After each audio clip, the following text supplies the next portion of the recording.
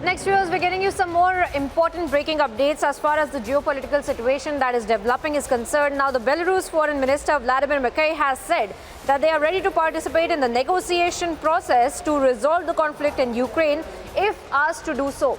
Now, remember, viewers, Belarus has always been at the epicenter of the entire controversy of Ukraine. Belarus playing a close ally of Russia and also facilitating the movement of the Russian troops on the ground.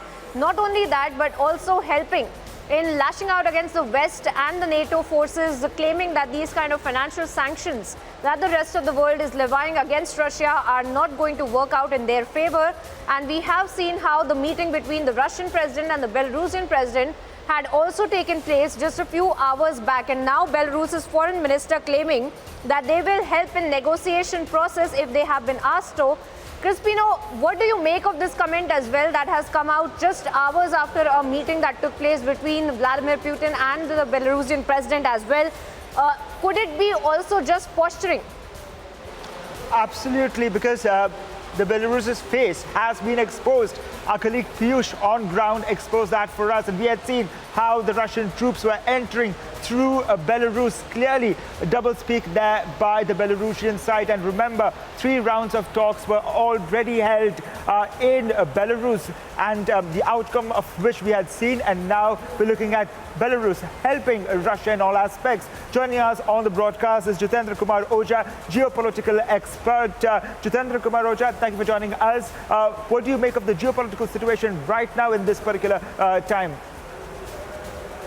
I think level of distrust has increased far too much.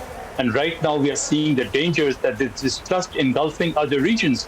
See the kind of statement which has been issued by Russian side regarding Sweden and other countries as well.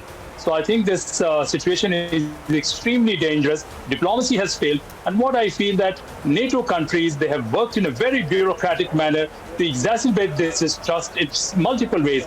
And right now, world is not in a position to contain the kind of threats and the kind of conflicts, the way it has erupted and the way it has aggravated itself.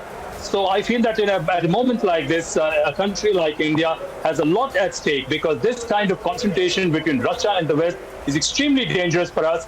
This is going to enhance, I would say, dominant and hegemonic presence of China all over the world, and the whole thing could go for a real spin.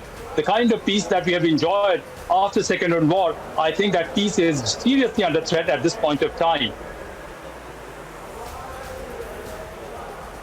Mr. Anchor, I hope I'm audible.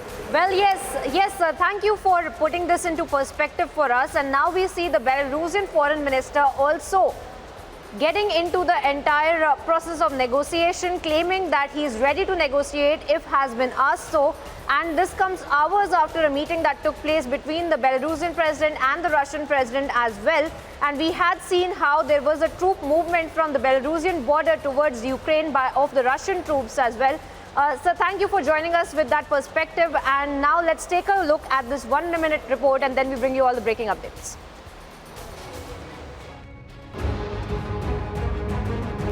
Russian planes bombed an institute in the Ukrainian city of Kharkiv that is home to an experimental nuclear reactor. The National Science Center, Kharkiv Institute of Physics and Technology, is the base of Neutron Source, a nuclear research facility which contains uranium-238. Rockets and bombs have damaged buildings and left civilians wounded. Kharkiv Institute of Physics and Technology is the oldest and the largest science research center in Ukraine.